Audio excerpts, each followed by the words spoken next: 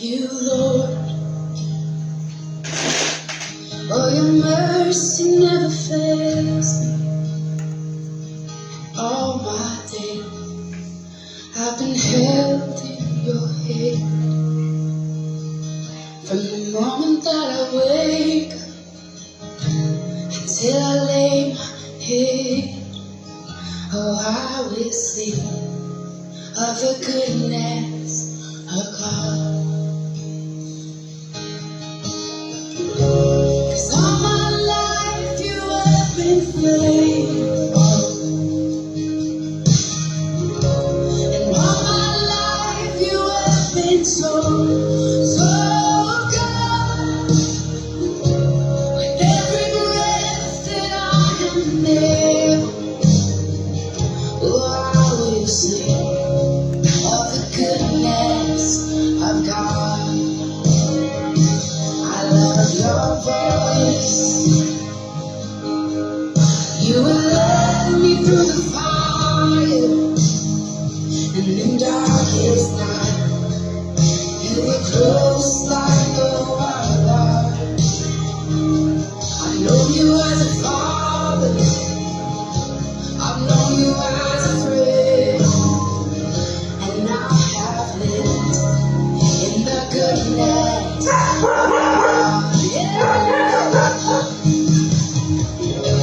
And all my life you have been faithful. And all my life you have been so, so good. Every breath that I am able, oh, I will sing of the goodness of God. Yeah. Your goodness is running out, it's running out today. Your goodness is running out, it's running out today. With my life laid down, I'm surrendered now. I give you everything. Your goodness is running out, it's running out today. Your goodness is running out, it's running out today. Your goodness is running out, it's running out today. With my life laid down, I'm surrendered now. I give you everything. Your goodness is running and keeps running out today.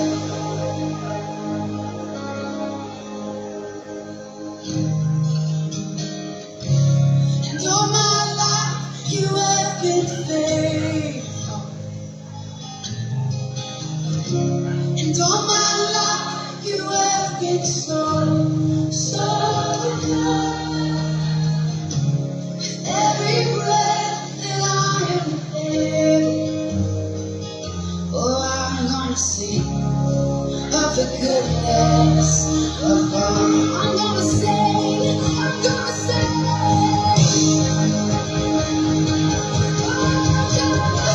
Just all my life you have been faithful. And all my life you have been so, so good. With every breath that I am able, oh, I'm gonna sing of the goodness of God. I'm gonna sing of the goodness of God.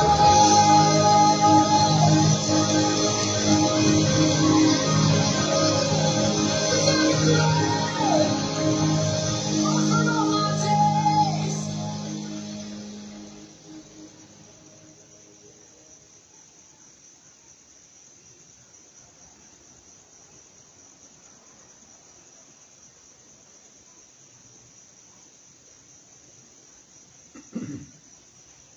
Okay, so magandang gabi po sa ating lahat. Purihin po ang Panginoon sa oras na ito. Muli ay Binabati ko po ang lahat ng mga nakikinig sa oras na ito at maging sa mga nasa ibang bansa ay aking pong binabati lahat kung saan man ito ay nakakaabot ang tinig. Ay muli ay salamat sa Diyos dahil tayo po ay muling magsama-sama upang patuloy na buksan ang bawat mga katotohanan na kailangan po natin malaman at kailangan maunawaan po natin sa patuloy na ating pong paglalakbay sa daigdig na ito upang ito ay magiging liwanag sa ating patuloy na paglalakbay sa daigdig na ito hanggang matawid natin ang daigdig na ito hanggang sa kaharian po ng ating pong Panginoon. Kaya po, buksan po ang ating mga kaisipan, hayaan natin na tayo ay makalampas sa limitasyon ng ating pong kaisipan upang patuloy na maunawaan po natin ang lahat ng bagay na katotohanan at hindi po tayo malilinlang sa mga maling impormasyon na ito ay naglipana sa daigdig na ito upang tayo po ay mailigaw doon sa tunay na landas na nais ng Panginoon na kailangan po natin tahakin upang sa pagdating ng panahon ay hindi po wala po tayong pagsisisihan kundi tayo po ay lubos na andoon ang pagpapasalamat natin dahil narating natin ang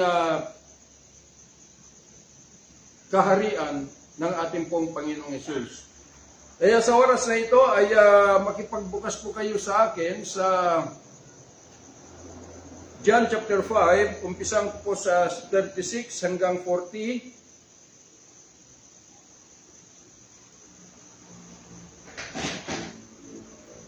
But I have greater witness than that of John, for the works which the Father has given me to finish, the same works that I do bear witness of me, that the Father has sent me. And the Father himself which has sent me has borne witness of me. You have neither heard his voice at any time, nor seen his shape. And you have not his word abiding in you. For whom he has sent, him you believe not. Search the Scripture, for in them you think you have eternal life, and they are they which testify of me. And you will not come to me that you might have life.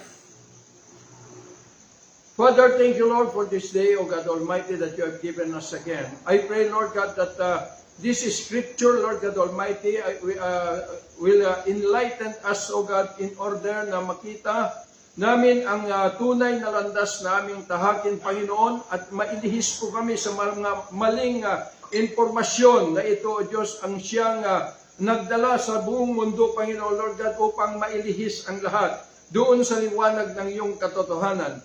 Kaya po, dalangin ko po na damitan mo kami ng iyong karunungan, kaalaman, para upang yung bawat salita na mahahayag ay ito, O Diyos, ay hindi lamang darating sa amin bilang katuruan, Panginoon, kundi ito, O Diyos, ay magkaroon ng katuparan sa bawat buhay ng bawat isa sa amin. Salamat po, Panginoon, Lord God Almighty. I pray na ibaba lahat, Panginoon. Iniimbitahan ko ang lahat ng mga heavenly hosts na pinamumunuan ni Angel Michael at Angel Gabriel upang to encamp, Lord God, all this praise, Lord God Almighty, against all the enemies, Lord God, in the name of Jesus, the Son of the living God. At upang ang lahat ng tinig na ito, Panginoon, na darating sa mga tainga, Lord, at pandinig ng lahat ng mga tao sa mandako ng daigdig na ito, ay ito, Panginoon, ay may kapangyarihan, Panginoon, upang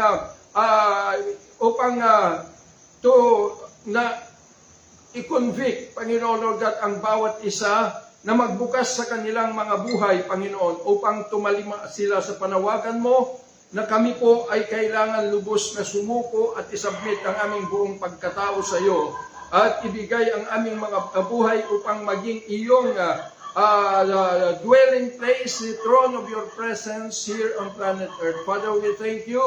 We give you praise, Lord, glory and honor, the most wonderful name, Lord and Savior, Jesus Christ. Amen and amen. Okay, so ang ating pong topic for today ay hinggil po sa the reality of the Bible. So, kinakailangan po na maunawaan po natin kung ano ba itong Biblia. Dahil kung hindi natin nauunawaan, akala natin ito na kung nabasa na po natin the whole Bible, akala na natin na tayo ay naglilingkod na sa Diyos at kung mamatay na tayo ay pupuntahan na tayo sa langit. Pero dapat hindi tayo magkakamali at kailangan maunawaan natin kung ano itong Biblia. Actually, itong Biblia po ay ito po ay yung remarkable na koleksyon ng koleksyon sa mga sinaunang mga kasulatan na ang mga Kristiyano ay naniniwala na ito ay salita ng Diyos na naipahayag para sa lahat ng mga tao. So, yung po yung pag-aakala ng marami na ito ay salita ng Diyos. Pero tandaan po natin na ito ay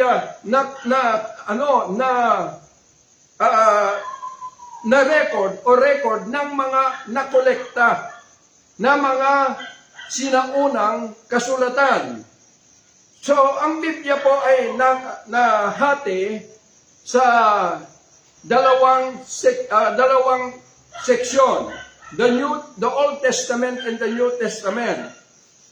So, actually po yung Old Testament ay ito po yung tinatawag na Torah book or Hebrew Bible.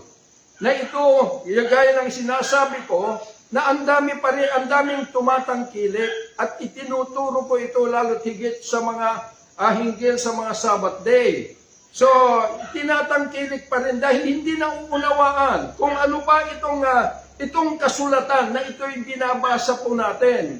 Dahil itong Old Testament ay ito po yung history o kasaysayan ng mga Hudyo at yung kanila pong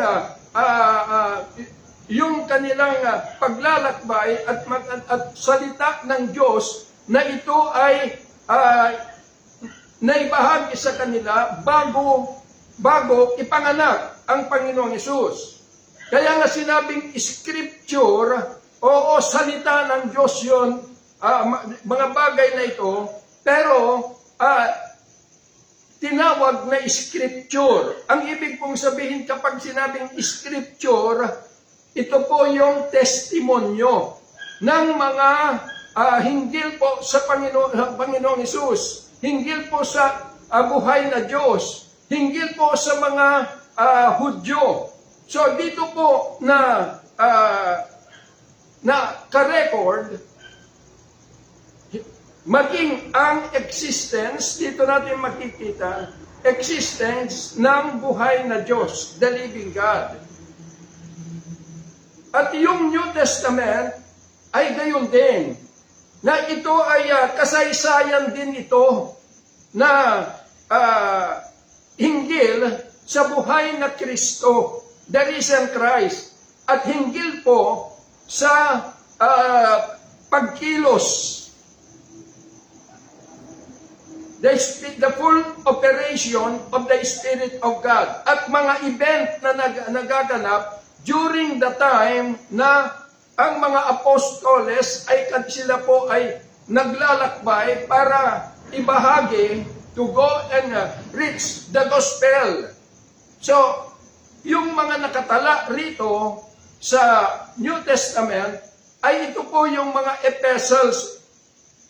Sabi nila, gospel, yung apat na Matthew, Mark, John, and Mark and Luke. And so at yung Acts, at yung mga epistles ni Pablo, at mga iba pa, at saka yung Apocalypse o Revelation. So, dito, makikita po natin yung event. At itong New Testament ay dito rin nahahayag the existence of the risen Christ. So, ibig pong sabihin na yung sinabi ng Panginoong Hesus hinggil po sa kasulatan doon sa John chapter, yung binasa ko, John chapter 5 verse 39 and 40, nang sabi niya, sinasaliksik ninyo ang kasulatan. Dahil dito, naniniwala kayo na meron kayong buhay na walang hanggan at totoo. Sabi ng Panginoon, dahil ito ang nagpapatunay sa akin. Sa verse 39. Pero yung 40, pero di naman kayo pupunta sa akin para magkaroon kayo ng buhay. So, ibig kong sabihin na itong scripture ay ito po yung sinasabi ng marami na salita ng Diyos. Oo, nandun na ako. Kaya nga kung babasahin po natin doon sa Mark,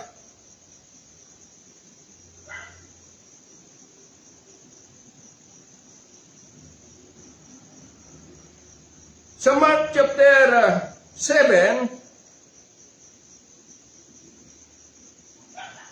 ang sabi ni Professor, sabi niya ng Panginoon, has Isaiah prophesied of you hypocrites, as it is written, these people honored me with their lips, but their heart is far from me. How wait in vain do they worship me, teaching for doctrine the commandments of men. So dito,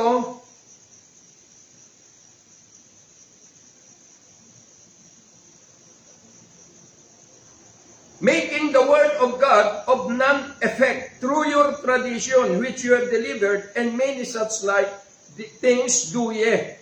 So, ibig sabihin, sinabi ni Propeta Isaiah na ito yung salita ng Diyos. Totoo po yun dahil yung mga batas na ibinigay sa kanila ay ito'y nanggaling sa Kanya. Ngunit dito sila nagkasala.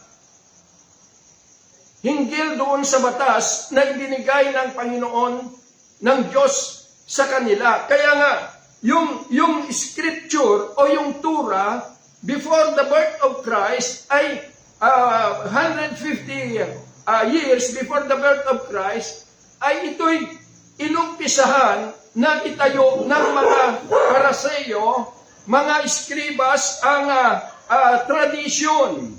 Itong tradisyon na yung salita ng Diyos ay ginawa nilang tradisyon. At ito na yung naging panuntunan ng Hudyo kung paano sila susunod sa salita ng Diyos.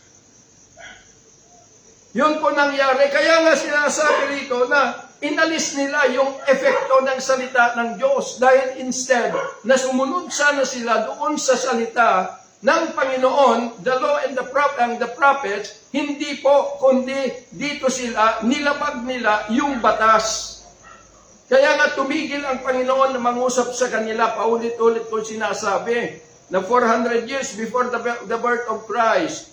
Kaya nga, kung babasahin po natin, yung sinasabi po ni Pablo sa 1 Corinthians chapter 15, ang sabi niya, for I delivered unto you first of all that which I also received, how that Christ died for our sins according to the Scriptures. So ibig kong sabihin na dito, ang Panginoong Hesus ay namatay, sabi niya, dahil sa ating mga kasalanan ayon sa kasulatan. So, ano ba ang dahilan ng kanyang kamatayan? Kailangan maunawaan po natin, bakit pumunta in the cross of Calvary? At sa pamamagitan ng kanyang pagpunta doon sa cross, ano ba ang tunay na layunin doon? Dahil bago siya pumunta, ang sabi ng Panginoon ay, hindi ako pumunta rito upang wasakin ang batas at ang mga propetas, kundi isakatuparan ito. So, ibig kong sabihin na dahil sa kasalanan na ito'y nagawa ng mga Hudyo, ay kinakailangan merong tutubos sa kanila. At walang iba kundi ang Panginoong Hesus. Dahil doon sa kanilang paglabag, doon sa batas na ibinigay ng Diyos kay Moses na hindi nila nasunod, ay ito ay nagdala ng sumpa sa kanila. Ito yung nagdala ng sumpa sa kanila. Kaya dito sila nabilanggo na katulad natin bilang Gentile by nature, ay actually sinasabi natin na kung meron pong nagkakasala dahil nababasa sa banal na kasulatan, sasabihin, nagkakasala ka sa Diyos. Kapag ka sila ay nagbigti, sasabihin, malaking kasalanan yan sa Diyos. Pero sa katotohanan, ay hindi tayo koneksyon na kahit na anong gagawin natin sa ating mga buhay, ay wala tayong koneksyon doon. Dahil kailangan alam natin kung ano ang posisyon natin bilang hintil sa kasulatan. Ano ba ang sinasabi ng kasulatan hinggil sa ating mga Gentiles? Kailangan maunawaan po natin. Doon sa Ephesians chapter 2, maliwanag po, paulit-ulit na binubuksan ko po ito. Dahil ito po ito po ay isinasalarawan ni Pablo yung katauhan natin bilang hintil. Dahil mula nung ibigay ng Diyos yung pong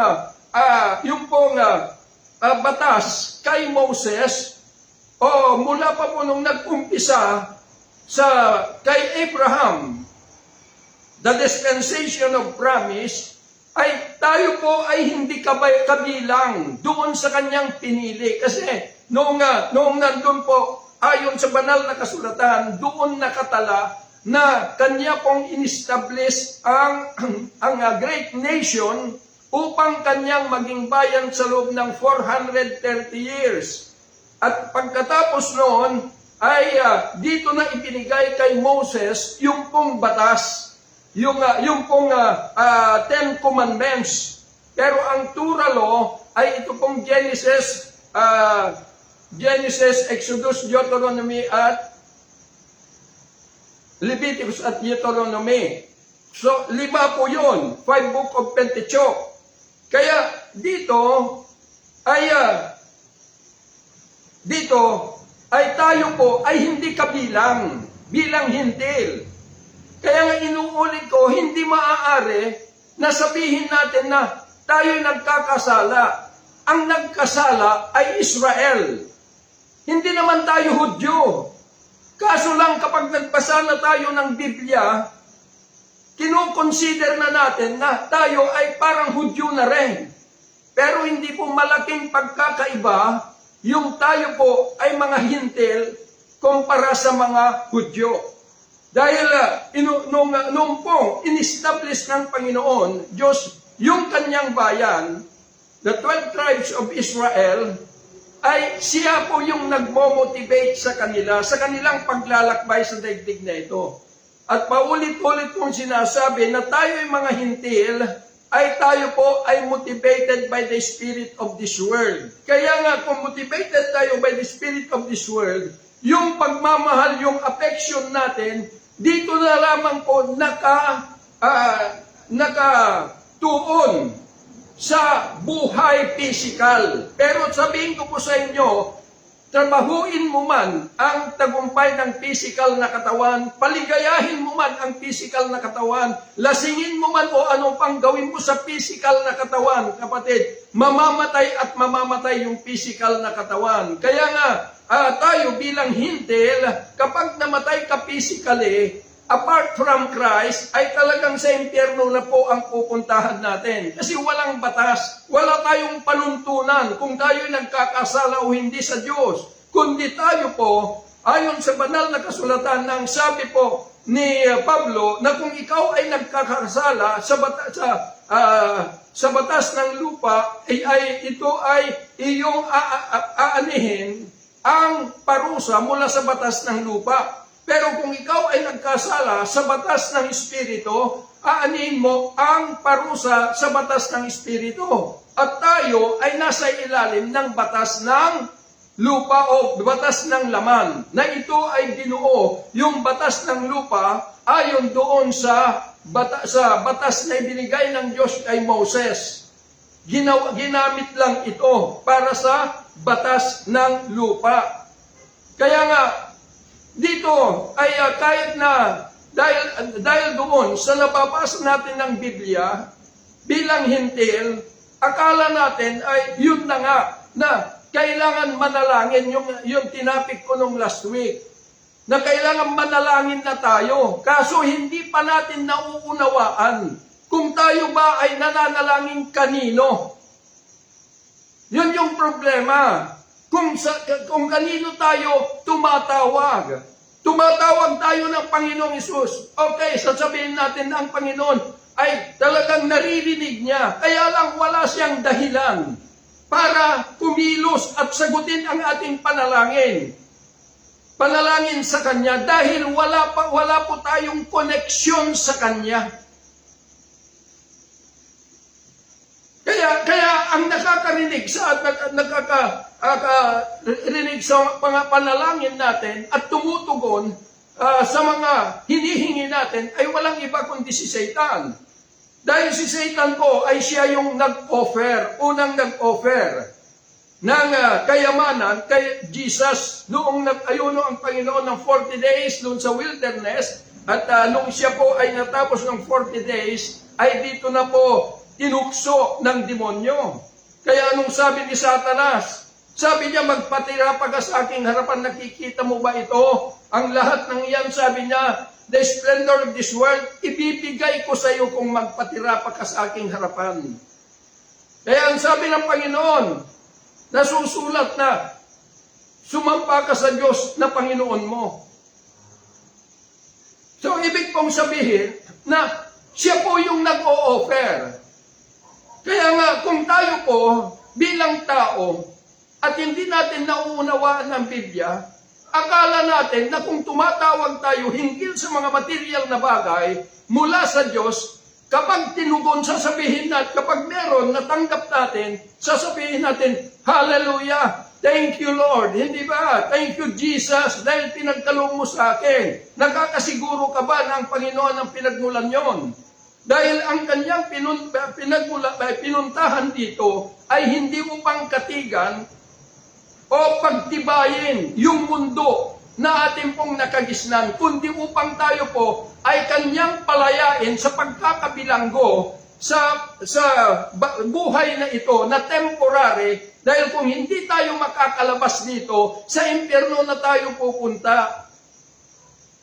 Kaya nasulat ang banal na kasulatan.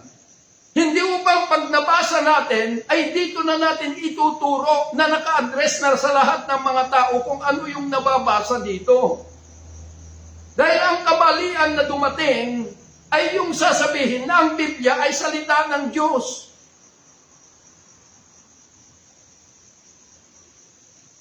Totoo po yun. Salita ng Diyos nga.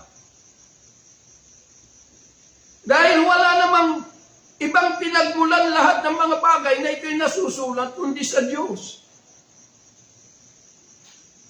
Kaya lang, hindi po ito yung sinasabi ng Panginoon that men shall not live by bread alone, but by every word that proceedeth out from the mouth of God. Dahil yung mga nakatala rito ay salita ng Diyos. Kapag ito'y nasulat, hindi po ito yung spoken word, kundi ito ay scripture. Kaya tinawag na scripture. Ang ibig pong sabihin ng pagka-scripture, inuulit ko, kung ikaw, kaya nga sabi ng Panginoon na, you shall be witnesses unto me, both in Jerusalem, Judea, and Samaria, and unto the uttermost part of the earth. Bakit? Dahil may scripture. Ang sabi ng Panginoon, sinasaliksik ninyo ang kasulatan dahil dito, naniniwala kayo na may buhay kayo na walang hanggan at totoo. Dahil ito yung nagpapatunay sa akin. Pero di naman kayo pumunta sa akin para magkaroon kayo ng buhay.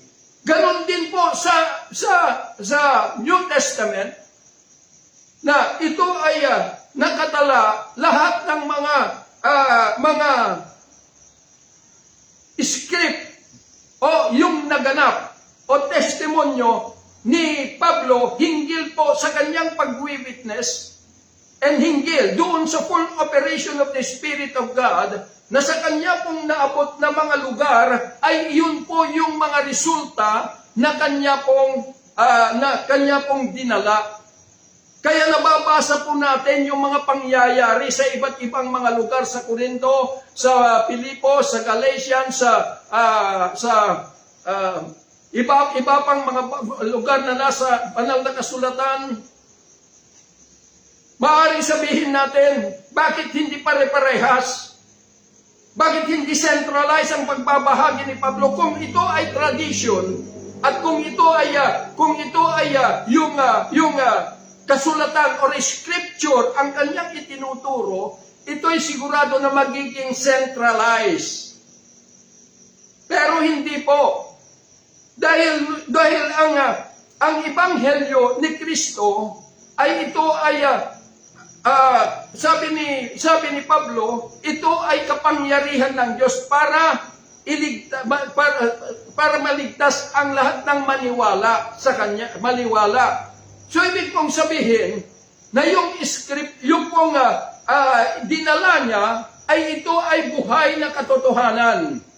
Ibig kong sabihin na kapag ito ay ipinahayag niya yung mga katotohanan, hindi lamang lumabas sa kanyang labi, hindi po nanggaling doon sa scripture, dahil once na script lamang ang dadalhin niya, ito ay tinasabi na hearsay. Pero yung kanyang pagpunta, paglalakbay at pagdadala nito, kalakip po sa kanyang buhay.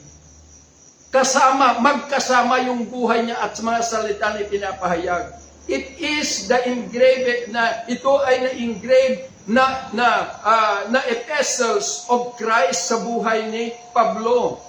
Kaya yun yung sinasabi ng banal na kasulatan in Ephesians chapter 1 na ito yung the truth.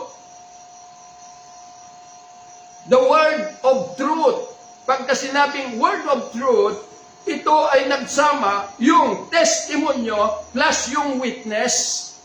Word of truth. Kapag ikaw ay napunta at nag-witness ka sa husgado, hindi ka pwedeng dediretso doon sa hukom. Kailangan dadaan ka sa piskalya. At doon sa piskalya, pakikinggan niya kung ano yung mga testimonya mo. At kapag ka narinig niya, gagawin niyang script yun. At kapag ka nagawang script at nabasa niya at may probable cause, sa kanya dadalhin sa husgado. At kapag binasa yung husgado at wala ka doon, hindi niya tatanggapin. Dahil ang katotohanan ng pag-witness o katotohanan ng pangyayari ay nabubuo doon sa pagsanib ng scripture mo at yung pag-witness mo. That is the word of truth. Kaya ito yung ipinarating ni Pablo sa iba't ibang mga lugar. At yun ay nasulat upang makita natin, malaman natin na concerning the existence of the risen Christ and the full operation of the Spirit of God. At dito rin natala na mababasa na hindi doon sa nasusulat lamang na kailangan na sasabihin, nabasa mo ang Biblia, sasabihin mo, lingkod ka na ng Diyos. Hindi po, kundi upang yung mabasa mo at makita mo yung mga scripture, kailangan hanapin mo kung kanino yun. At ikaw, ang sasabihin ng Panginoon, ikaw ang itinalaga ko to be a witness unto me. Kaya nga sinasabi ng Panginoon, na yung binabasa ninyo, sabi ng Panginoon sa mga kanyang mga bayan, in John chapter 5, yung binabasa ninyo, sabi niya, binabasa niyo dahil Alam niyo, meron kayong buhay na walang hanggan. Totoo yan. Dahil yan yung nagpapatunay sa akin. That testify of me. Pero di naman kayo pumunta sa akin para meron kayong buhay. Ganon din po yung sinasabi ng Panginoon. Binabasa natin. Pero ano ang nangyari? Nabilanggo na tayo doon sa binasa natin. Na inakala natin na naka-address sa atin ito.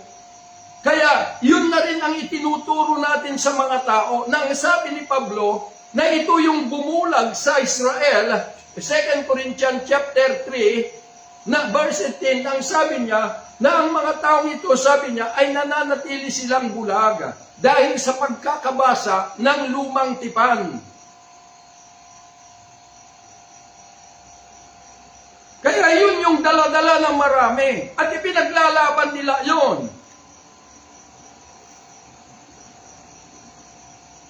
Pero, ang magiging bunga sa mga taong nakakarinig nito ay hindi po kaligtasan, kundi pagkabulag o pagkabilanggo. Muling mabibilanggo sila sa maling impormasyon na dala ng buong mundong ito.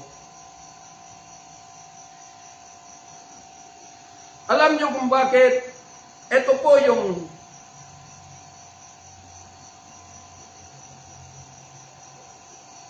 ginawa ng Panginoon.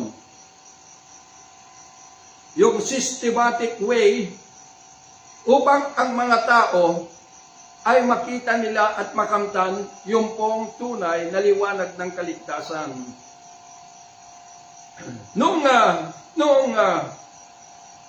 ang bayan niya ay sila ay nagkasala,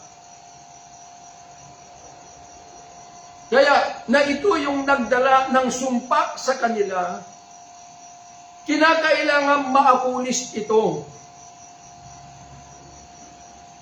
Kailangan maapulis. Dahil kung hindi maaapulis, yung pong sinasabi ni Pablo sa mga taga-Hebro, mga Hebro, nang sabi niya, Hebrew chapter 8, for finding fault with them, he says, behold, the days come. Verse 6, but now has he obtained a more excellent ministry, by how much also he is the mediator of a better covenant, si Jesus ito, which was established upon better promises. For if that first covenant have been faultless, then should no place have been sought for the second. Ibig kong sabihin, kaya ng sinasabi ko sa mga BS namin, na kung itong batas na ito ay ibinigay ng Diyos kay Moses, ay hindi sila nagkasala, wala lang dahilan para magkaroon pa ng ibang batas. Yun ang sabi dito, ang sabi po niya, for if that first covenant had been faultless, then should no place have been sought for the second. So, pero ang sabi niya, in that he says, a new covenant, he has made the first old. Kung merong bago, itong dati, luma na ito. Kailangan maabulis bago itong bago ay ma-implement. Kaya ang sabi po niya, now that which decay and what's old is ready to vanish away. So, ibig kong sabihin na kung hindi pumunta ang Panginoong Yesus in the cross of Calvary at inialay yung kanyang dugo, ang kanyang buhay, itong old covenant na ito ay nagdala ng sumpa sa kanila, hindi po maaabulis. Kaya nung pumunta po doon sa cross at yung huling hininga niya, bago niya bitawan, nasambit niya, ang sabi niya ay, it is finished. Alam niyo po, marami pong nalilinlang, lalo na yung 7 last word ni Jesus. Sa atin, makikita po ninyo, sineselebrate din natin ng maraming mga gawain, halos lahat yata. Dahil ang sabi nila upang ipahayag, kung yung pong passion ng Panginoon. Yung kanyang last word, 7 last word ay binibigyan ng interpretation. Pero sabihin ko po sa inyo, bago malagutan ng hininga ang Panginoong Hesus, ang lahat ng kanyang sinabi is only addressed to Israel. Kaya nga ang sabi ng Romans chapter 10, na Christ is the end of the law. Kaya doon na natuldukan nang sabi niya, it is finished.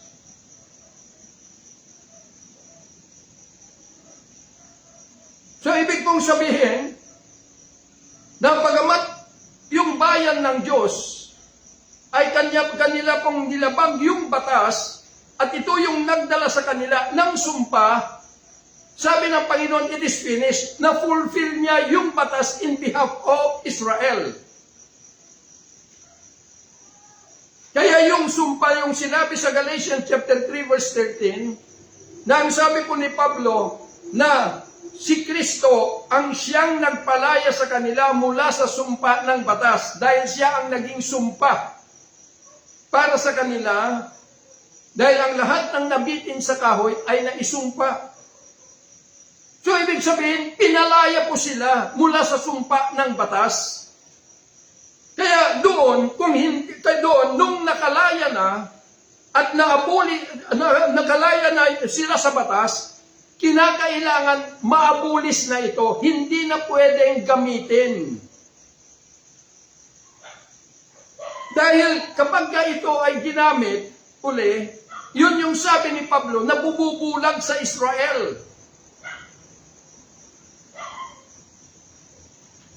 Nananatili silang bulag. 2 Corinthians chapter 3 verse 18 and 19.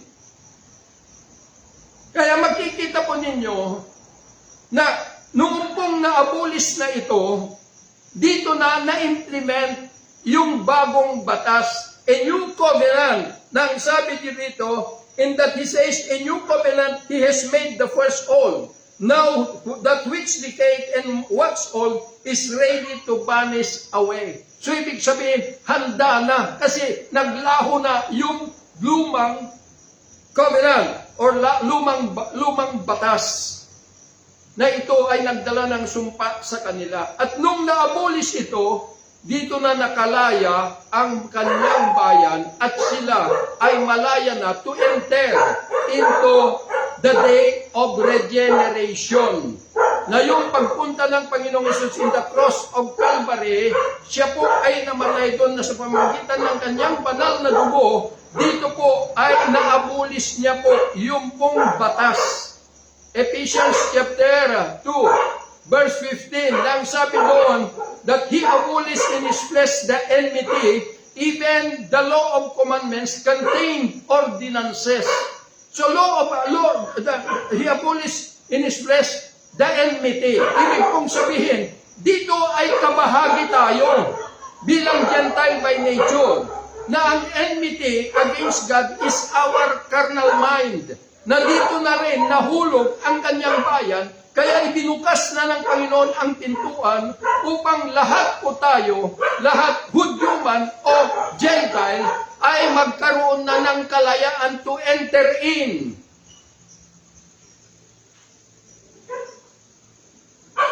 Kaya lang, magkaiba yung proseso ng Israel at saka tayong mga Gentile.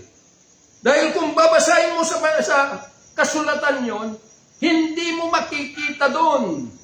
Kinakailangan malaman mo yung mga nasa likuran ng kasulatan na ito yung mystery in the kingdom of God.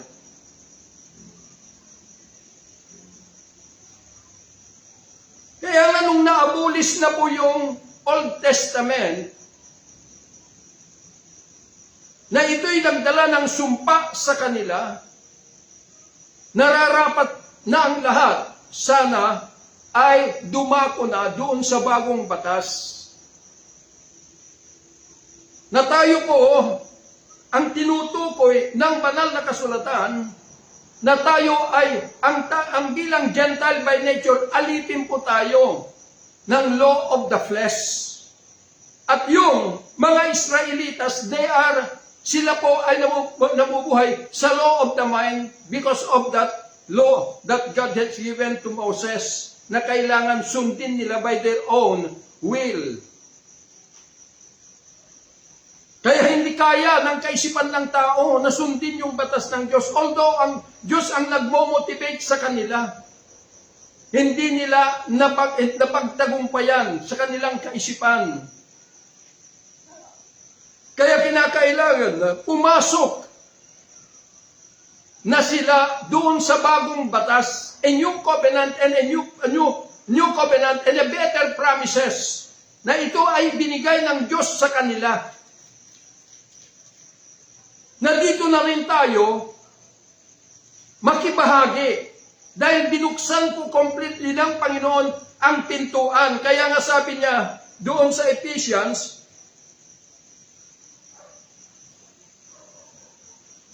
chapter 2 verse 15, having abolished in his flesh the enmity, even the law of commandments contained in ordinances.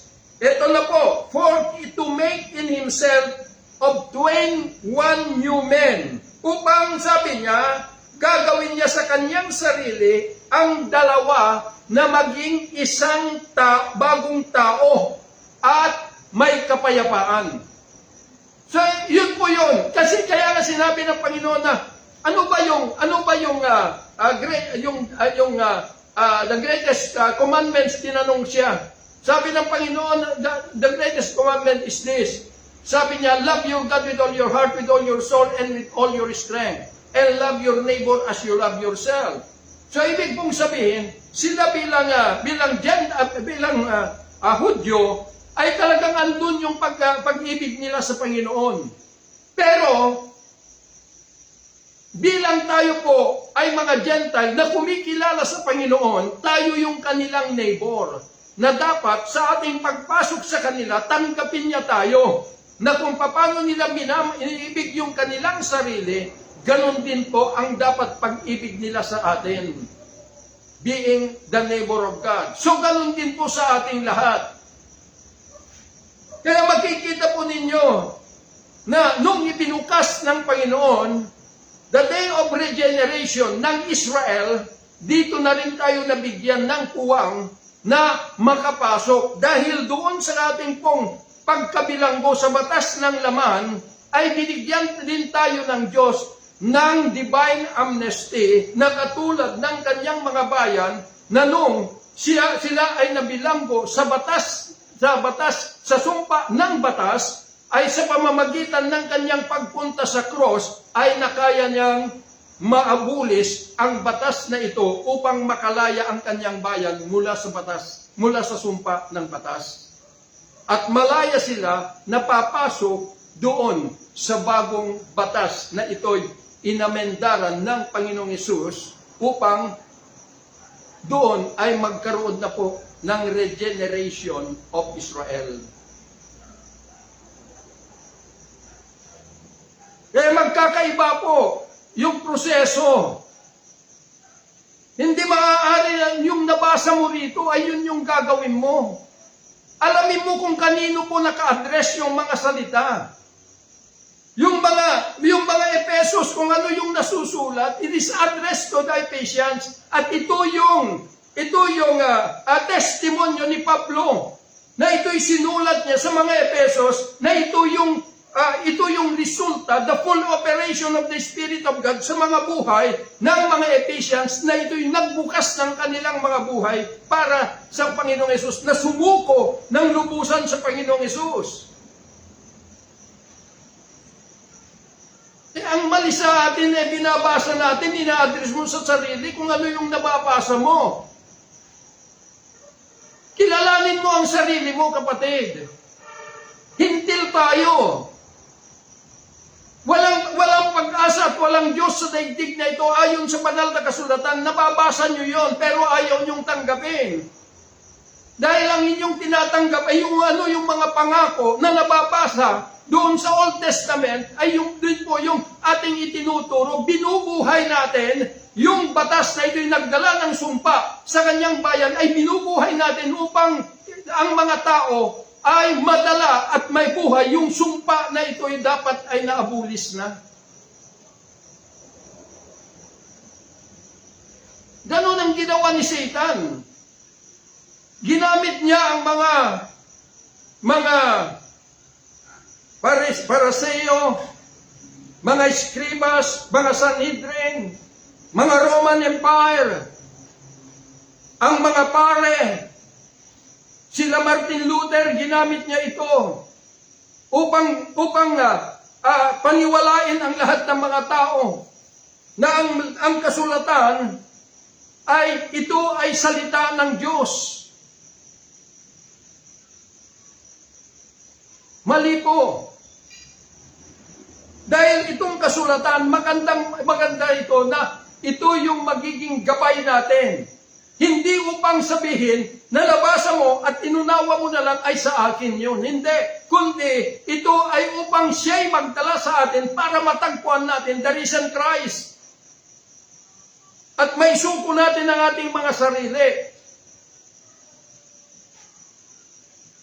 Yun po yung ibig pong sabihin. Ang problema, nabasa natin na sasabihin, ang Diyos ay Diyos ng pag-ibig. Hallelujah! Siya ay napakabait. He's merciful. Oo, merciful. At siya po ay Diyos ng pag-ibig. Pero, siya, yung kanyang pag-ibig ay nakalaan lamang sa mga tao na ito'y kabahagi sa kanyang kingdom, hindi sa kingdom ni Satanas. Kaya nga tayo bilang Gentile by nature, makikita po ninyo, nabasa na yung Biblia, ang utos, ipanalangin yung ganito, ipanalangin ng ganito.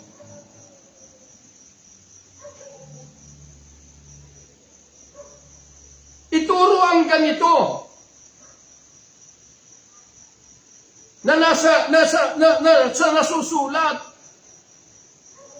Pero mali po. Dahil maging sa eskwelahan, hindi ka maaaring magturo sa kolehiyo kung hindi ka graduate. Ganon din po sa banal na kasulatan. Dahil maliwanag po na ang sabi ni Pablo, ulitin ko muli. Ito upang maunawaan po ninyo. But the Scripture has concluded all under sin, that the promise of by faith of Jesus Christ might be given to them that believe. So ito yung profession na kailangan makamtan natin. Na dito tayo magtatapos sa pag-aaral. Jesus Christ must be given to them that believe. But before faith came, we were kept under the law. So ang sabi niya sa mga Galatians, nung bago dumating ang pananampalataya, tayo ay nasa ilalim ng batas. Nasa ilalim ng batas na ito'y nagdala ng sumpa sa atin. Set up onto the faith which should afterwards be revealed. Na ito ay itago. Yung pananampalataya na ito ay pagkatapos ay maipapahayag sa kanila. Ngayon, sabi ni Pablo, the law was our schoolmaster. So, ibig sabihin, to bring us onto Christ. So, ibig sabihin, the Bible, the Scripture, is our schoolmaster to bring us onto Christ.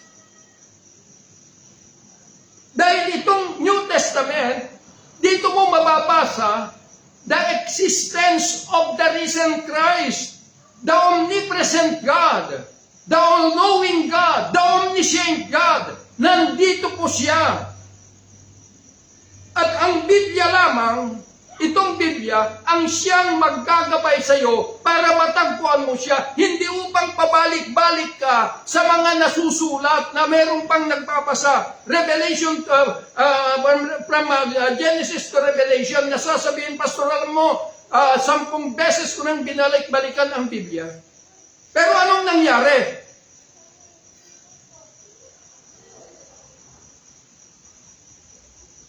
Yun yung problema. Later on, ituturo ko about yung the mystery of miracle. Kaya dito ang sabi ko niya, wherefore the law was our schoolmaster to bring us unto Christ. So kung binabasa mo itong epistle ni Pablo, that he testify na concerning the existence of the risen Christ and the full operation of the Spirit of God to rescue mankind, dapat ito ay magdala rin at katagpuin natin the risen Christ. Dahil ito yung profession na sinasabi ng banal na kasulatan na kailangan matagpuan natin lahat in order na tayong lahat ay mamuhay into the same level of faith.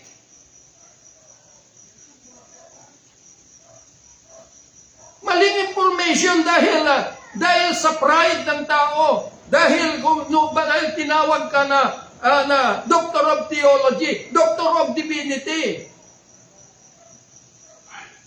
O ikaw ay bishop, ikaw ay reverend. Ayaw mong i-give up yun. Dahil lamang doon sa honor na magmumula sa tao. Pero mas higit na mas mahalaga na ang Diyos, aprobado ka sa Kanya, kahit na ang tao ay hindi ka aprubahan doon sa iyong ginagawa, but as long as na ang Diyos ay aprobado ka sa Kanya. Hindi po tayo nandirito at tinawag ng Diyos in order to please man, but we are here in order to please God.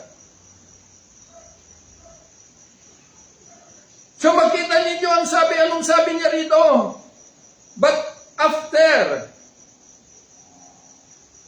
that faith is come, we are no longer under a schoolmaster. Kung ang pananampalataya, sabi,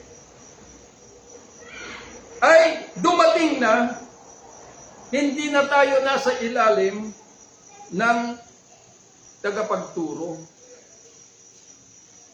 So ibig kong sabihin, kung ikaw ay kumuha ng abogasya, may libro ka concerning yung pagiging abogado. Nandun ka na sa pang-10 taon para mag-graduate ka na. Pero di mo tinapos yung bumalik ka na naman doon sa pinag-aralan mo para pag-aralan mo na naman hanggang doon. At pinag-aralan mo, hindi ka na natapos-tapos. Nandun na, ibibigay na yung iyong diploma. Nang iyong tatak na ikaw ay ganap na nakamtan mo yung profession na kinukuha mo. Kaya kapag ka ito ay nakamtan mo, you are no longer under the schoolmaster. You are no longer under the Bible because the Bible, ikaw na yung naging buhay na Biblia because natagpuan mo that faith of Jesus Christ, the righteousness of God by the faith of Christ. Natagpuan mo na yun. Yan na yung profession po natin. That all those belong to Christ, they are living under the righteousness of God by the faith of Christ. Hindi po righteousness of the flesh, hindi po righteousness of the law, but the righteousness of God by the faith of Christ. Dahil yung batas na ito ay pumalit doon sa batas na inabulis ng Panginoon, it is the law of Spirit of life in Christ.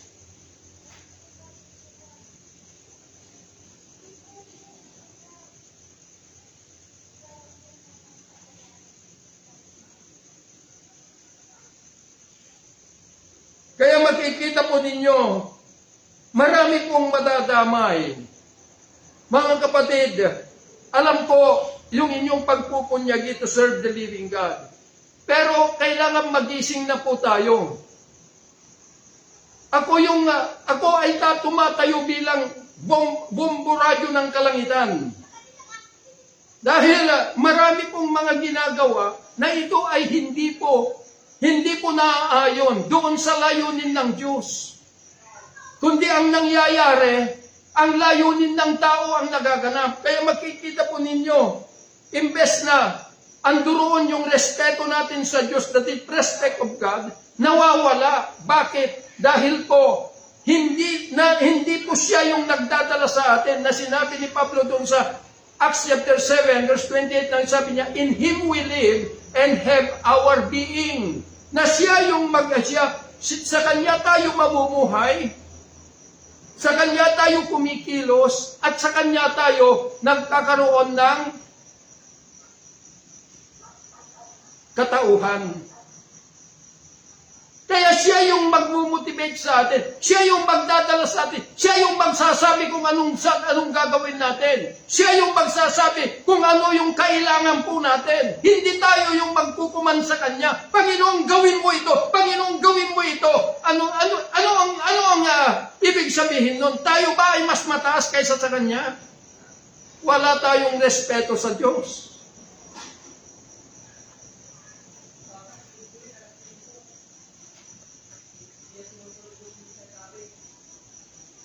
Dahil kung titingnan po natin ng Scripture, nung sinabi ng Panginoon sa Kanyang bayan, seek you first the kingdom of God and His righteousness, and all these things shall be added unto you. Hindi po naka-address sa atin ito. Sa Israel po, naka-address. Kaya sabi niya, seek you first. Hanapin niyo muna. Dahil nakita po ng Panginoon, yung pong pagnanasa, yung pong kanilang affection concerning yung buhay na dito na po nahulog sila concerning yung physical life. Mga pagkain, mga ganito, mga kasukutan, mga damit. Pero ang sabi ng Panginoon, seek you first the kingdom of God and His righteousness. So ibig sabihin, hanapin niyo muna yung kaharian ng Diyos at yung Kanyang katwiran, which is the righteousness of God by the faith of Christ, hindi yung righteousness of the law. Dahil naabulis na po yun at papasok na sila in the day of regeneration. At yung sabi niya, and all these things shall be added unto you, ibibigay ko ito sa inyo, idadagdag ko sa inyo, ibig sabihin, through their obedience and faithfulness to God, then ito po ay magsilbing reward sa kanila. Ganon din po sa atin. Na noong panahon na, kung may natalo, may nagyera na kingdom to kingdom, pagkat hinabol ito, natalo yung isang kingdom, lahat na, yung mga tao doon ay susuko dito sa kingdom na ito, papasok sila na hindi dala lahat yung kanilang batas o kultura o ano paman na kanilang kinapanganakan doon. Empty vessel ang ibig pong sabihin. Dahil doon sa pagpasok nila sa kingdom na yon ay mapapalitan lahat ng mga katotohanan doon sa kingdom na doon sila sumuko. Kaya taon-taon na binabantayan, tinitipon at tinitingnan kung sumusunod sila. Dahil kung sila'y sumusunod, meron pong reward. Yun yung sinasabi ng banal na kasulatan. Pero kung sila'y hindi sumusunod, meron sanksyon sa kanila. Ganon din po sa atin.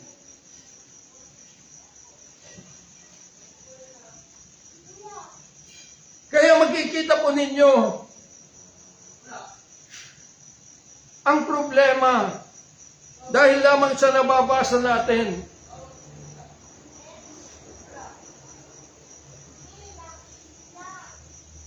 ini-address na natin sa ating mga sarili. Hindi po. Una sa lahat,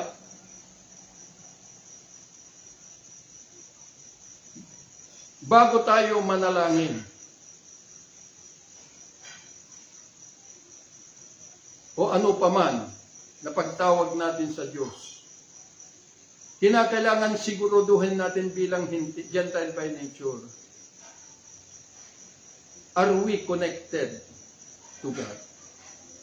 Did the Scripture or the Bible ito ay naging daan para matagpuan natin the risen Christ? O naging daan lang para malaman natin siya? Maraming nakaalam sa Panginoong Hesus, pero hindi nila kilala. Dahil maging sa kanyang bayan, hindi rin siya kilala. Pero alam nila na siya ay anak ng Diyos. Dahil doon sa mga himala na kanyang ginagawa. But concerning Christ, hindi nila kilala. Kaya nung sabi niya, John chapter 8, verse 32, you shall know the truth and the truth shall set you free. Makikilala mo ang katotohanan at makikilala mo ang totoo at ang totoo ay siyang magpapalaya sa iyo. Kaya nung siya po ay umakyat sa langit at nagtagumpay na naabulis ng Panginoon at they are ready to enter into the day of regeneration. Kaya nung umakyat ng Panginoon sa langit, bumaba siya. At ang sabi niya, maghintay kayo sa Jerusalem, upper room. And you shall receive power when the Holy Spirit shall come. Ibig sabihin, tatanggap kayo ng kapangyarihan kapag ako'y bumaba na. Si Jesus, hindi na tao, kundi si Jesus bilang si Kristo. Bababa na siya, and you shall be witnesses unto me, both in Jerusalem, Judea, and Samaria. Dahil mag-i-entron na sa kanila. At doon sa kanilang kanyang pag-i-entron sa kanila, doon na siya magpapakilala sa kanila. Hindi mo makikilala ang Panginoong Hesus as long as na hindi siya ang magpapakilala sa kanyang sarili sa iyo. Pero hindi na rin niya maipakilala ang sarili niya sa iyo kung niyakap mo yung nabasa mo sa Biblia concerning sa kanya, nalaman mo siya, at doon mo sinasabi, nakilala mo na siya. Kaya nga sabi ng Panginoon, kung sinabi mo na lang sana na hindi mo ako kilala, makikilala mo ako. Pero dahil sinabi mo, nakilala mo na ako, hindi mo na ako makikilala kailanman. Yun po yung malaking kamalian. Dahil itong Biblia, kung babalikan natin, ang sabi ng banal na kasulatan, it is just a shadow na pwedeng gamitin para i-reflect yung pong buhay na katotohanan. Na dito mo malalaman yung mga existent na mga pangyayari na kung paano kumilos ang Diyos sa kanyang kabutihan in His merciful nature. Pero hindi ibig sabihin na nung unang panahon iaangkinin mo yung pangako ng Diyos sa kanyang bayan. Ang dami ninyong inililigaw. Akalain mo, dito sa mundo sasabihin, tanggapin mo lang ang Panginoong Hesus, hallelujah, maliligtas ka na. At meron pang mga grupo na kapag tinanggap mo ang Panginoong, ligtas ka na, kahit magkasala ka, ang Diyos ay gagawa ng paraan para mailigtas ka. Anong ginagawa ninyo? Ginagawa ninyong utusan ng Panginoon? Na kahit magkasala ka, gagawa ng paraan? Hindi po. Dahil inuulit ko po, hindi po tayo ang tatanggap sa Panginoon.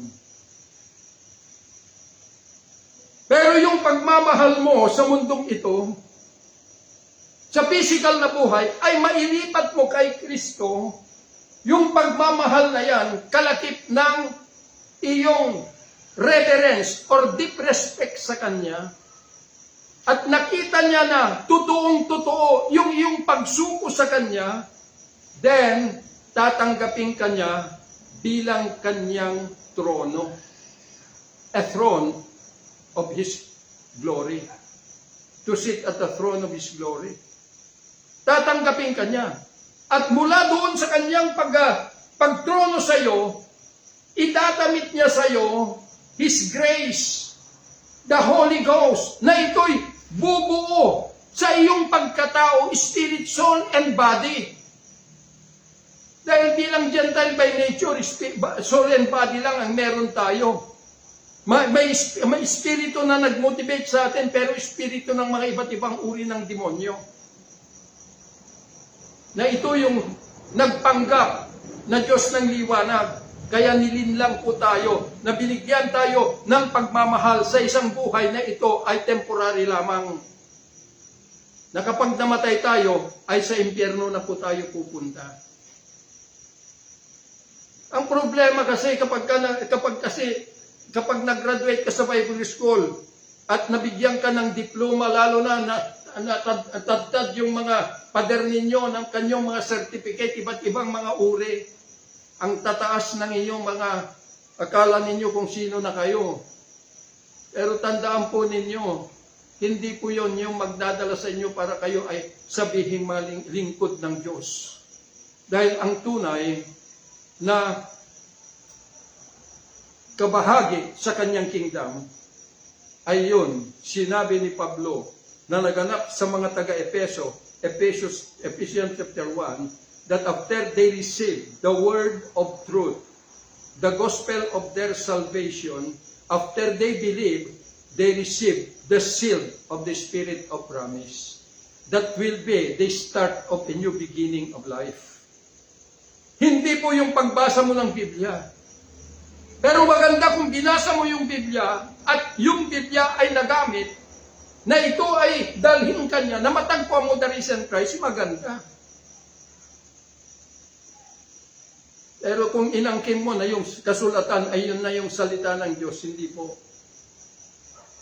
Dahil lahat ng mga nakatala sa Biblia ay ito po ay nagsilbing script lamang na kinakailangan ang magwi-witness onto this script.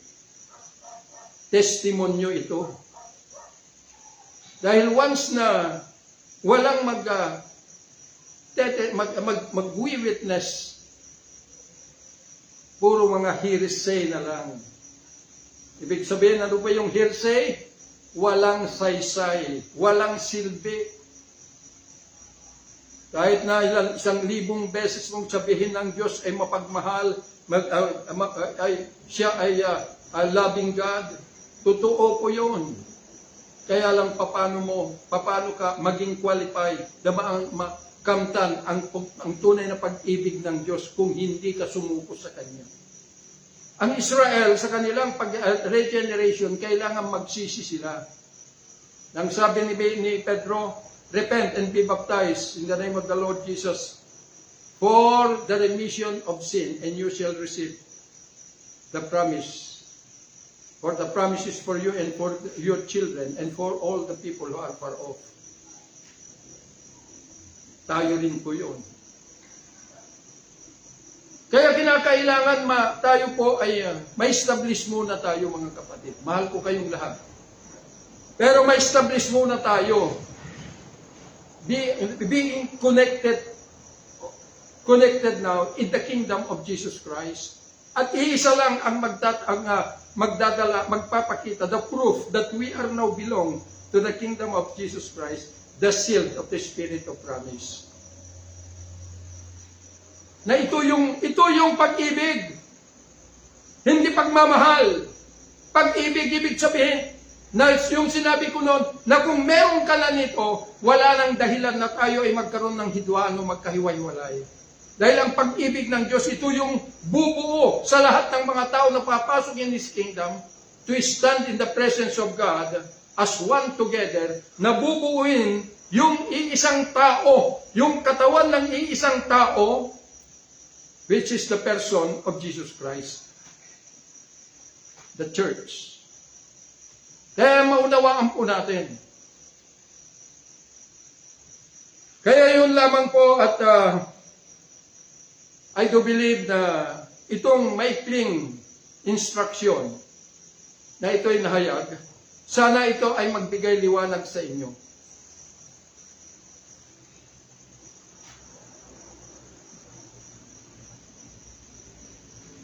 Sana magbigay ng liwanag sa inyo upang matagpuan po nating lahat, the risen Christ.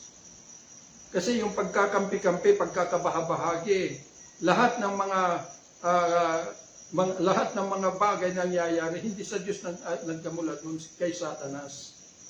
At madaling sabihin kung gaano, dahil sa Biblia madali mong sabihin na ang Diyos ay mapagmahal, ng Diyos ay maawain, ng Diyos ay hallelujah, kapatid, manampalataya ka sa Kanya. Pero alam mo ba ang ibig sabihin ng pananampalataya? Hindi dahil nabasa mo na ang buong Biblia ay may pananampalataya ka na. Meron kang paniniwala. at pagtitiwala sa Diyos, pero ang pananampalataya, doon nalulugod ang Diyos. Kaya kung hindi nyo alam kung ano yung tunay na kahulugan ng pananampalataya, magtanong lamang po kayo sa ating mga kapatid na kasama natin, o magtanong kayo sa akin. Yun lamang po. At mahal ko po kayo, Panginoon, mahal niya kayo. Kung bakit ko ito tahasang na ibinabahagi, dahil naaawa ako sa mga tao na sa ilalim ng inyong mga pamunuan. Mga tao na ito ay kinukuman ninyo na magpasubmit sa inyo. Naaawa ko sa kanila. Alam niyo po, ako ay matagal na naglingkod sa Panginoon. Pero never kong sinabihan mga kapatid na magpasakop sila sa akin. No. Because hindi po ako tumayo bilang leader nila. Pero tumayo ako bilang magulang. Yun lamang po. At magandang gabi po at isang mapagpalang araw sa inyong lahat. Father, we thank you for this day, Lord, na ito ay nahayag ang katotohanan. Dalangin ko po na ito ay maging liwanag sa lahat ng mga nakapakinig at sana po ito ay dumaloy hanggang sa buong mundo. I pray, Lord God Almighty, na ito, Diyos, ay maghari ang katotohanan na ito sa bawat buhay ng lahat ng mga Pilipino, na magsilbi sana na ito ay maging liwanag ng buong mundo, Panginoon.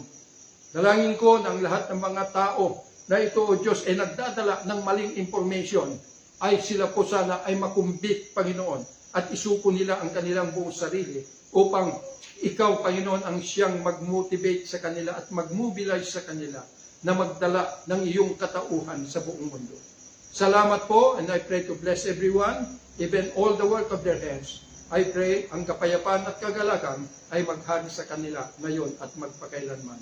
In Jesus' mighty name we pray. Amen and amen.